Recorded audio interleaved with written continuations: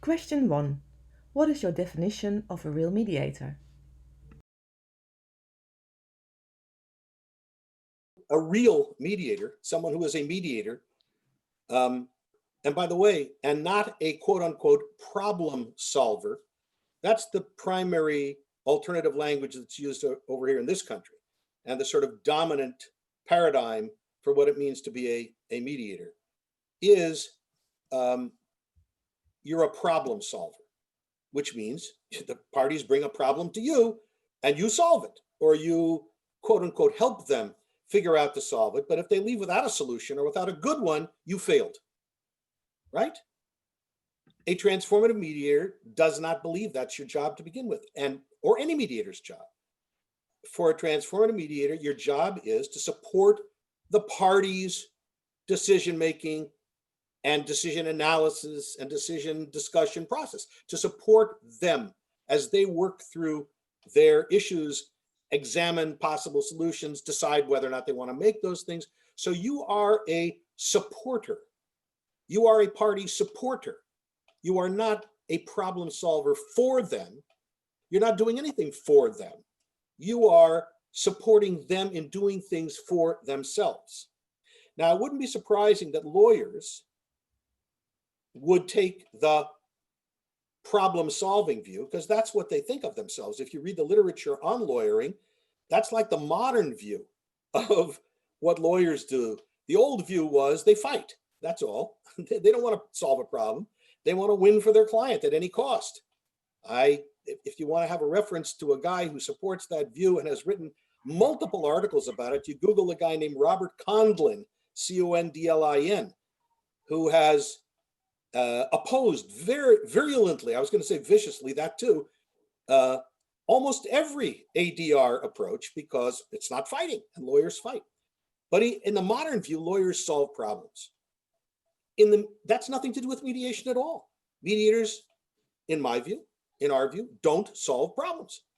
They support parties in working through their own problem-solving process, if that's what they want to do. Not all parties want to solve problems. Some parties just want to get together to scream at each other. Some parties want to just get together to tell each other how they feel about each other. Some parties want to get together to change the way they look to and at each other. Nothing to do with solving a problem at all. My job as a mediator is to support their process of interaction, to support party interaction. That's my job. Now, I would be surprised if all mediators in the Netherlands agreed on that, because over here, most mediators would say that's ridiculous. If you're going to do that without producing a settlement, you're not a mediator, and you're not going to be in business very long either. And you fail. Huh? Then they say you failed. Yes, if you didn't get a settlement, you failed. So, but the answer to your question is, that's what I think the job of a mediator is: supporting party conflict interaction. And with that kind of support, the parties themselves will almost inevitably shift and move from a negative and destructive interaction to a positive and constructive one. And they will also almost automatically, inevitably, reach solutions to the problems that matter to them on terms that matter to them. And when they don't, they will be able to say, okay, we don't agree, fine, but we're still human beings. We can still relate to each other. These days, anyway, living where I live, that's more and more important. I can tell you it's going to be, I don't know how long, but for sure more than the next 4 years, maybe the next 8, maybe the next 12, before left and right in the United States can even sit down and talk to each other, much less relate to each other. Helping that to happen would be an enormous contribution. Mediators can do it. Question 2. Everyone is influenced by biases and views. This can hinder them in their interactions. As a mediator, I can observe what hinders them. Can it be helpful for a transformative mediator to support parties by giving them insight in what hinders them? I certainly agree with you. It would be impossible not to agree that the parties, that everybody is influenced by these things you describe. And everyone is coming into the room with these, parameters that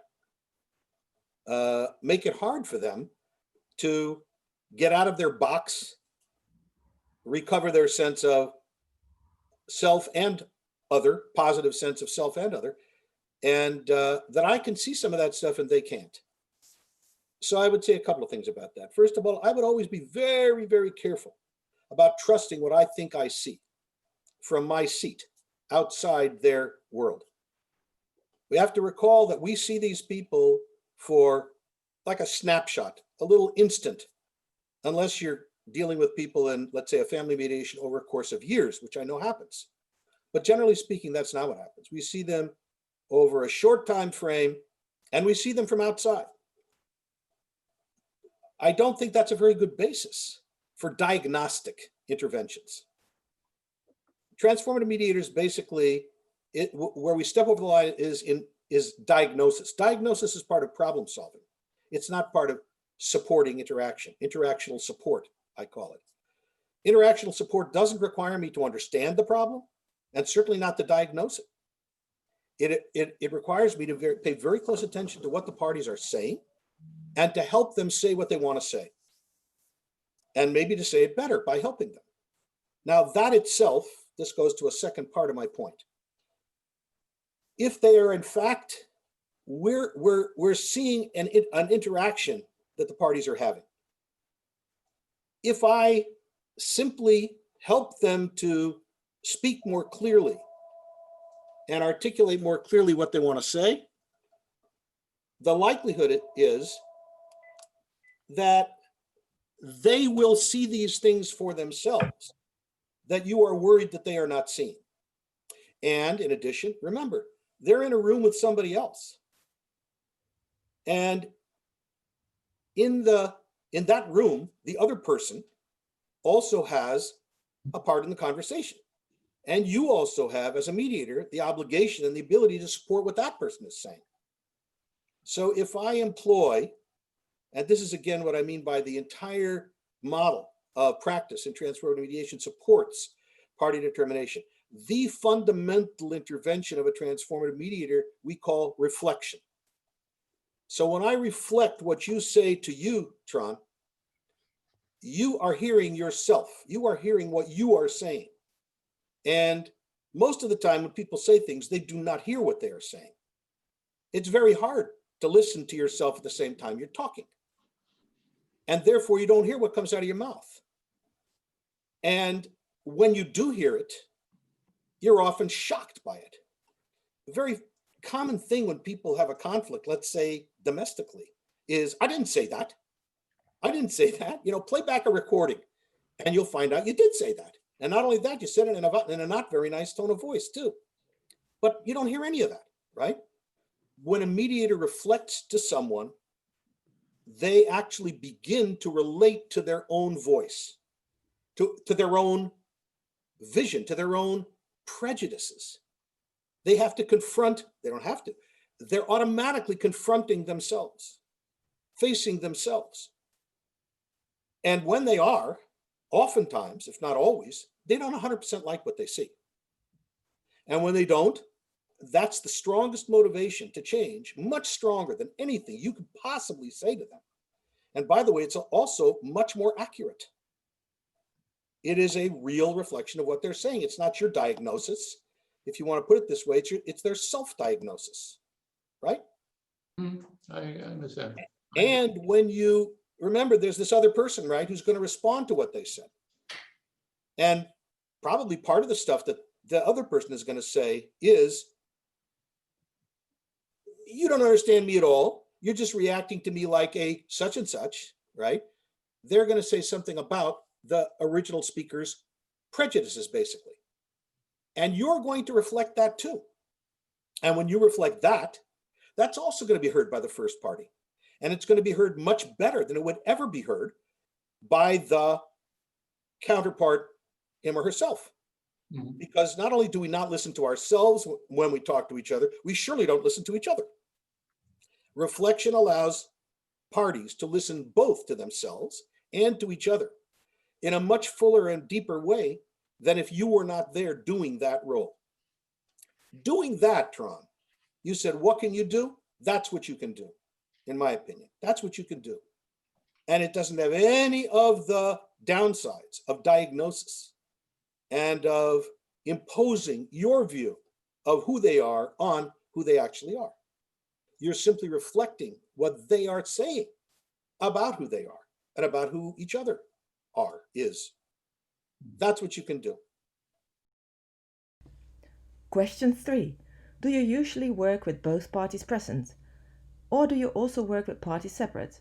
And can you say something about your personal ethics in mediation, for instance on the subject of confidentiality? I'm going to work with parties in whatever way they want me to. So if the question is, do you work with them together or apart? That's part of the process. They control the process, not just the outcome. There is a sort of a saying in the mediation literature that mediators say, I control the process, you control the outcome. For us, that's completely untrue. You control the process, you control the outcome. So my first question to people is, how do you want to do this? If they want to meet separately, that's fine. I can do that. If they want to meet separately before we meet together, if they want to have separate like orientation sessions, that's fine too.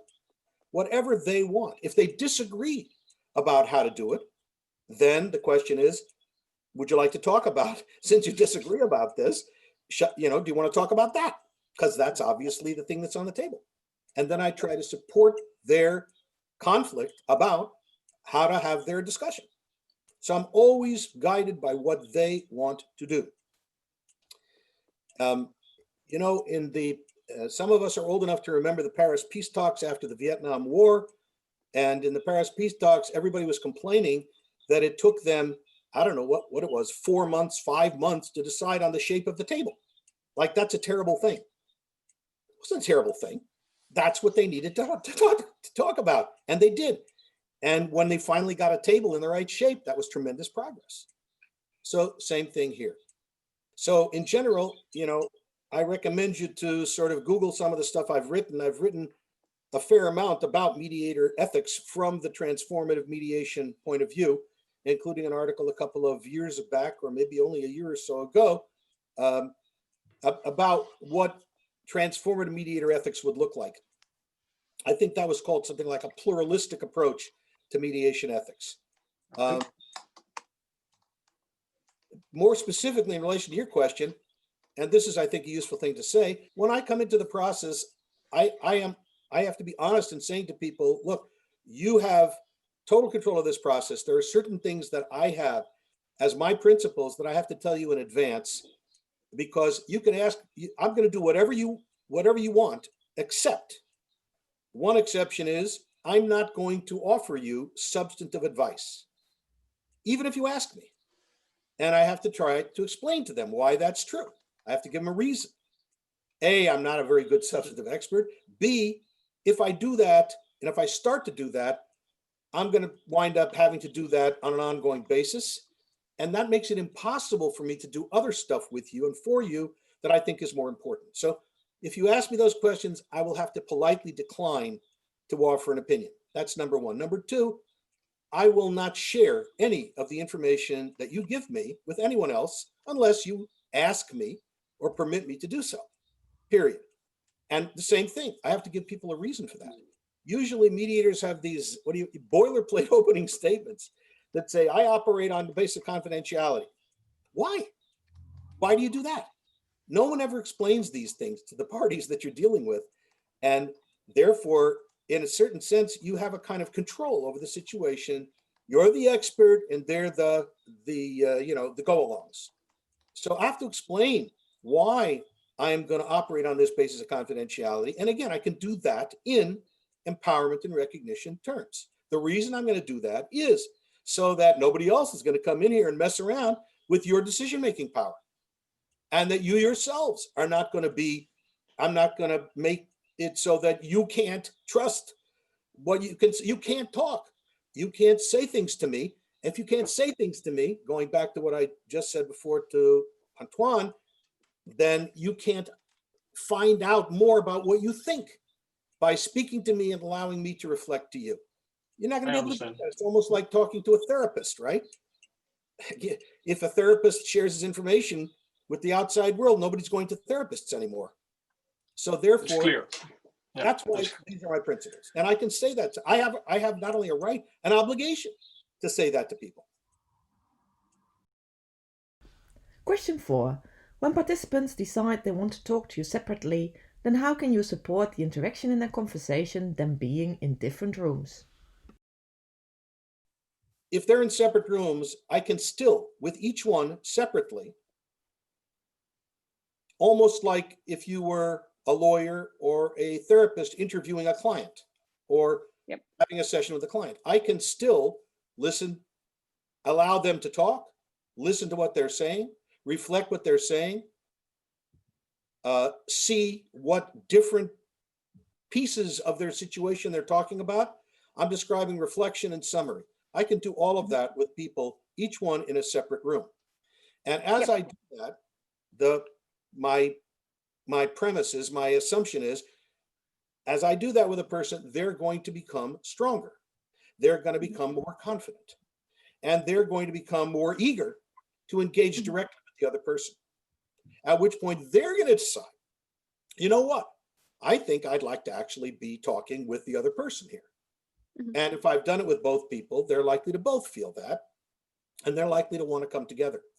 Now, when they do, they're likely to backslide, because once they see each other and they have to hear each other, they're going to probably sort of degenerate somewhat. Fine.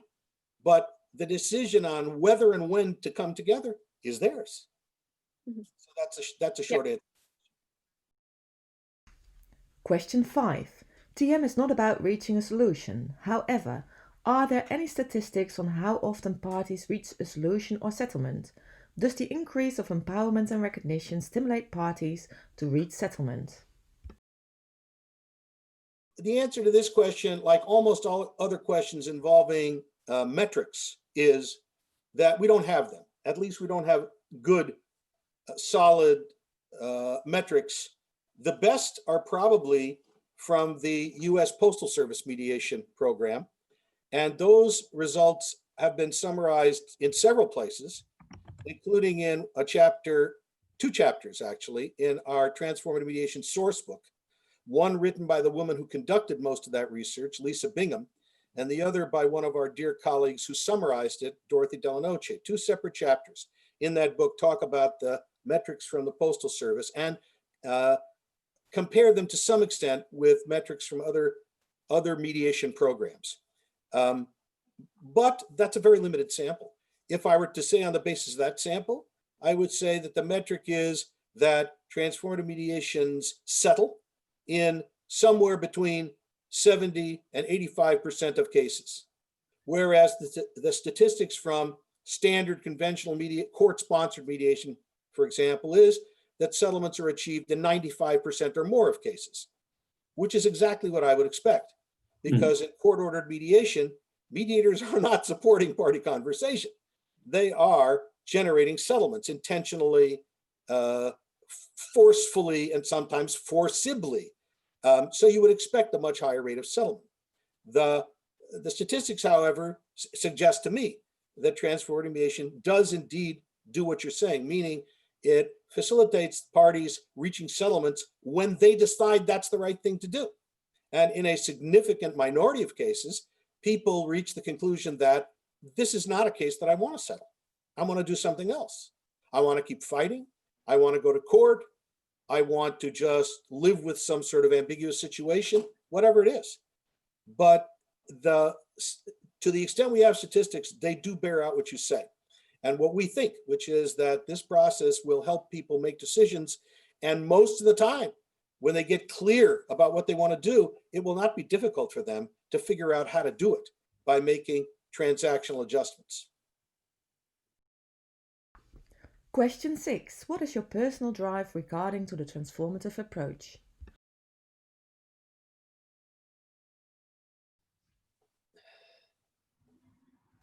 I have a very strong belief, and these beliefs are expressed in our work, especially our book, Promise of Mediation. I have some very strong beliefs about my fellow human beings and myself. Beliefs, I believe, and I have beliefs about beliefs. I believe that our beliefs, our principles, our premises lie at the very bottom of who we think we are as human beings, and therefore what we ought to do with the limited time we have in this life. And my beliefs are that human beings in their very essence in the very essence of their humanity, are strong in themselves, capable, have enormous capacity for governing their own lives. And at the same time, they are very strong in their desire and capacity to connect with their fellow human beings. Call those assumptions the belief in the strength and compassion of every human being. Whenever human beings are deprived of that sense of their own strength and their own ability to connect with their fellow human beings, they are miserable. It's almost like being imprisoned.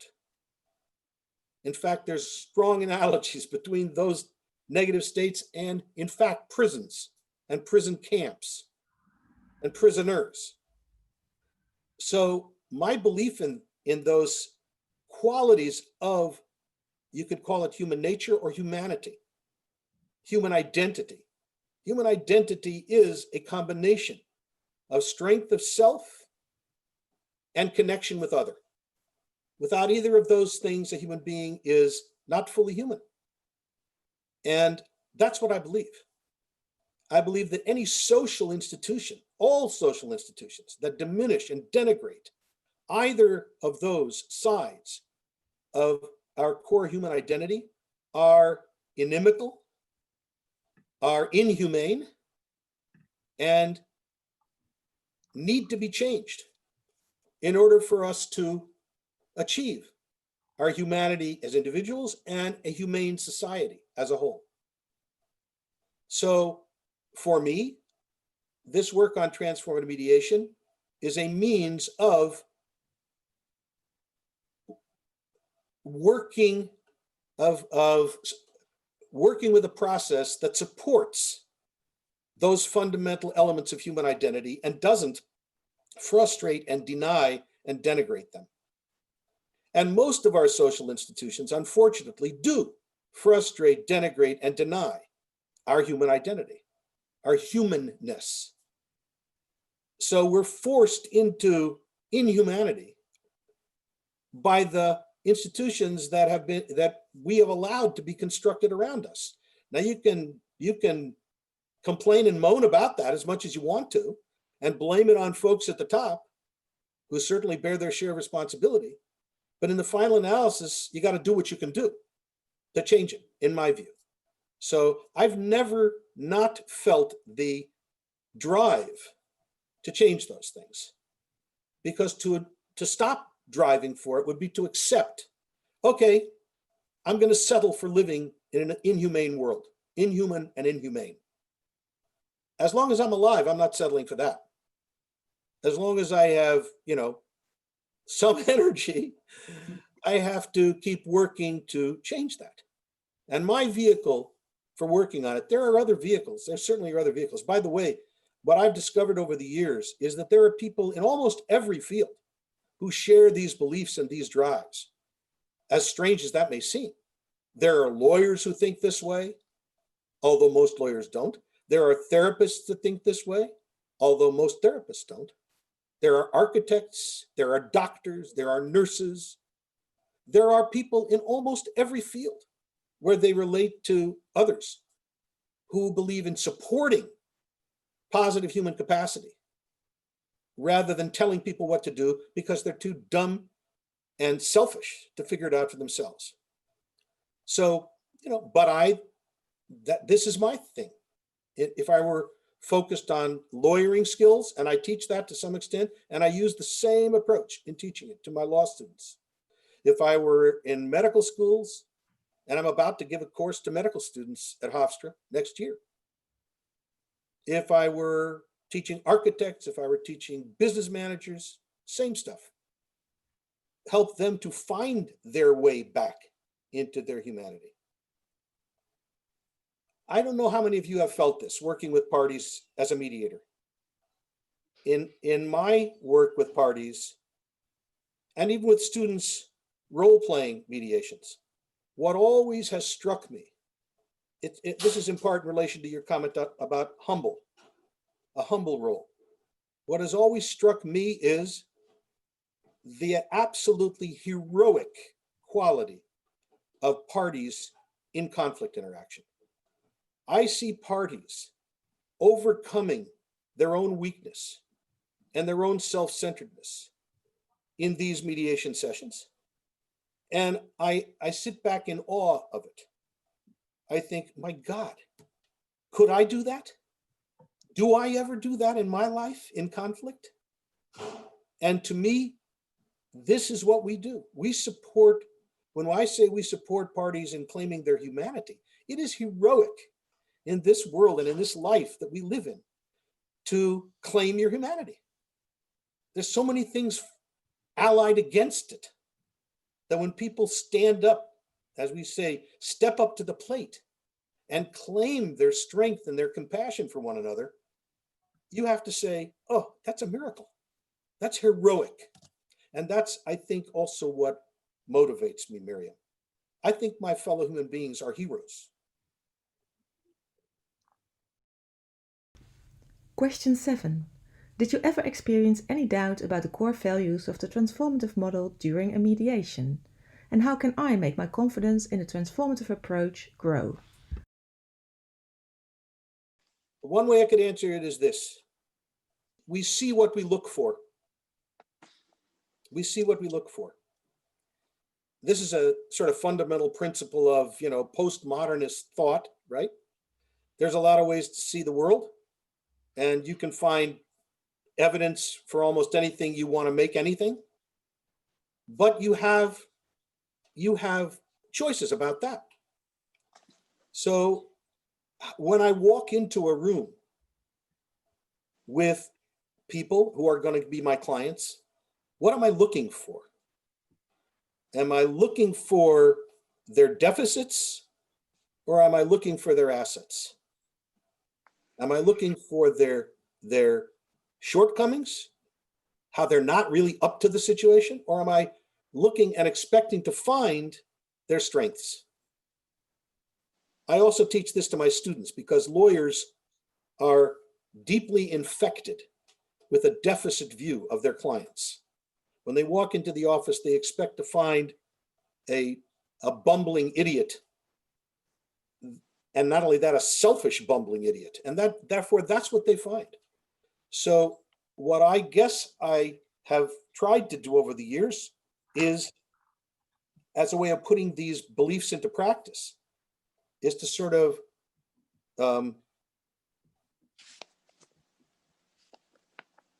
I'm just thinking, and I do the same thing as a teacher. That's my real challenge, to do it as a teacher, to anticipate, to say to myself, I'm moving into this room with these two people who are potentially, at least, both strong and compassionate, whatever they may be situationally thrown out of. That's not who they really are. This is who they really are. So I'm sort of waiting to see it. It's like a movie where you're waiting for the climax where somebody really rises to the occasion, right? You're not expecting somebody to be the same goof that they were at the beginning all the way at the end. Film directors structure that intentionally, but the truth of the matter is it happens in front of our eyes. So maybe what I'm saying to you is learn to look for the positive. If you look for it, you'll see it. You see what you look for. You find what you look for. That's a sort of an existential philosophy, created by looking for it. Not easy. I didn't say it was easy. Well, that's There disappointing. is this skeptical, cynical voice that comes up and says, get out of here. That's not who these people are. You got to be kidding. I just want to share this with you because it's a recent thing for me. Recently, a long time ago, I read Viktor Frankl's book, Man's Search for Meaning, long time ago. For some reason, recently, when I was writing a recent article about party strength, agency, I reread it. And I was stunned to read some of the things he says there. on the basis of living through the worst of the concentration camps. And what he says is that the people who had these strong beliefs in their own capacity and in their connection with others around them, they survived. Almost uniquely, they survived.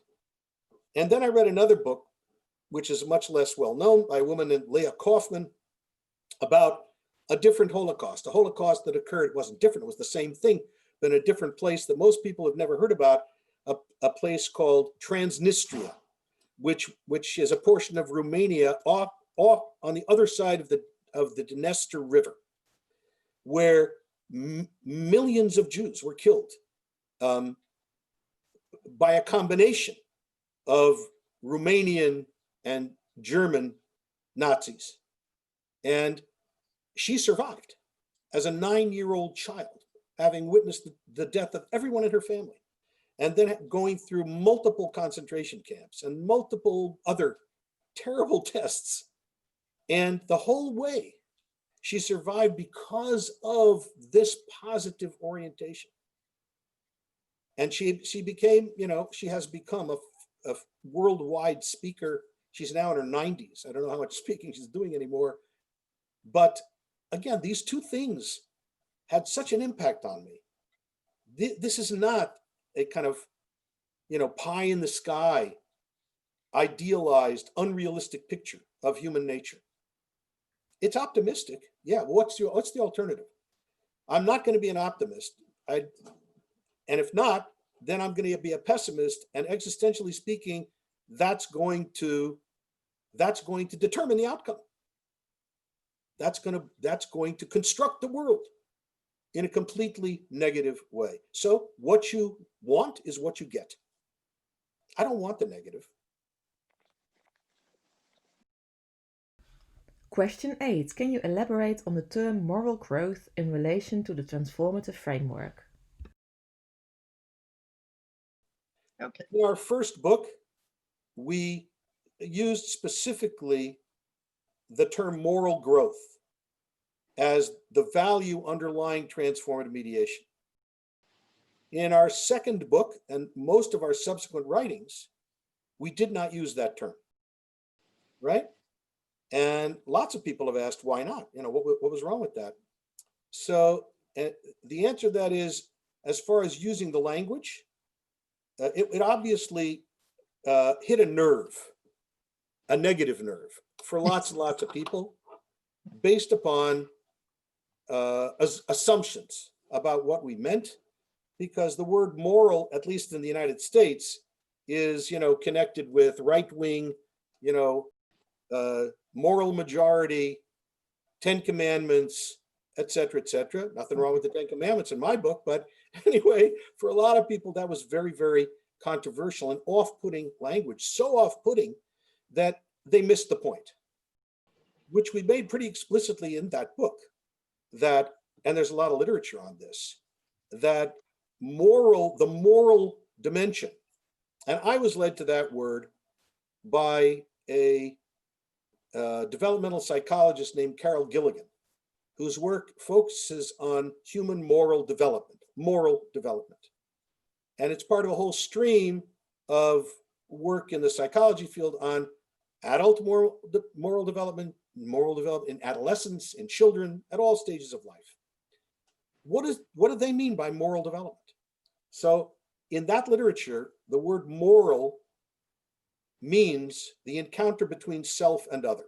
That's the moral realm, the realm in which self and other meet. And what do you do? How do you behave in that realm?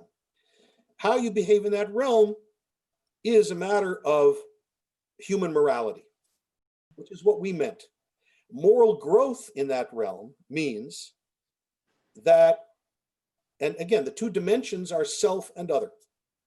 Moral growth in that realm means that you become more able to give due consideration and regard to both self and other in a balanced way, which is why some people call that, and we did, a relational framework, relating and balancing the claims of self and other, and not giving short shrift to either one. So mature human morality in that framework is a person who never thinks only about self or only about other, but always thinks about both and struggles to balance the claims of both, which may come out in different ways in different situations for different people. But that's what characterizes human moral maturity. So in other words, it is the combination of consideration for self and consideration for other. Now, for us, that perfectly reflected the transformative framework, in which positive conflict requires a regard for both self, strength of self, and recognition and understanding of other, without determining how it comes out in any particular context.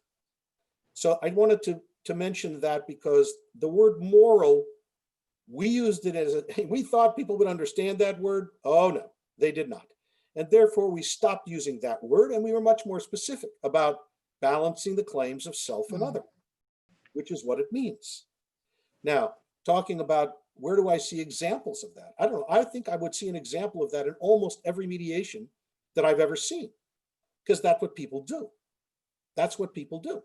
To put it more in the context of my daily work and to talk about myself, okay? So I'm a teacher. I teach in a law school. I have to challenge my students when they are not thinking deeply enough about whatever it is that's in front of us at the time. And I have to wake them up, if you will, to think about it.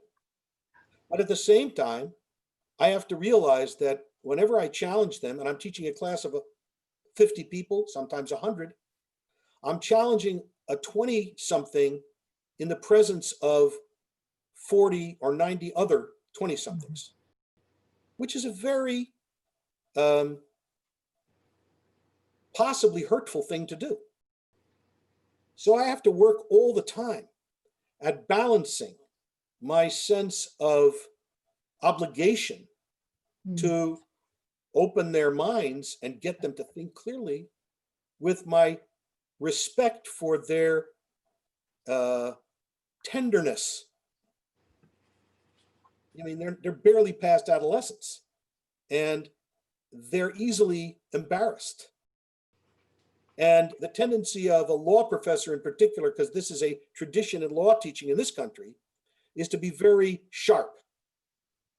And I'm all the time trying to shut my mouth, open it just enough to challenge them, but not enough to hurt them. I would describe that as a moral conflict that I'm always trying to struggle with in my own work. In relating to people in organizations. So I have an institute that I founded 20 years ago, of which Anya is currently the president. And as we go through the years, and I've sort of become emeritus in my role in this institute, of which I used to be president, I still have a lot of strong opinions about how things should be as it moves into the future. But we also have I have a lot of new colleagues, younger colleagues who are going to in fact carry this institute into the future, who also have a lot of strong opinions. And so I struggle with, again, a similar, how much do I open my mouth and say my piece, and how much do I keep my mouth closed and let other people have more say? Because, first of all, it's the right thing to do, but that's a struggle for me. People would say, well, that's a moral struggle? You bet your sweet life it is, because it's a struggle to balance the claims of self and others. I think we can talk for ages about transformative mediation, and it's lovely to hear you and explain things to us and listen to our questions. So thank you very much. It's been a great pleasure to be with you, not just to speak to you, but to be with you. And it's really a wonderful thing for me, having invested these years of my life in this, to see so many people interested and knowledgeable and trying to find a way to apply these principles in their own life and work. Thank you very, very much for that. Thank you for watching or listening to this webinar. We hope you found it interesting. If you would like more information about the model, or if you're interested in one of our trainings, please feel free to contact us.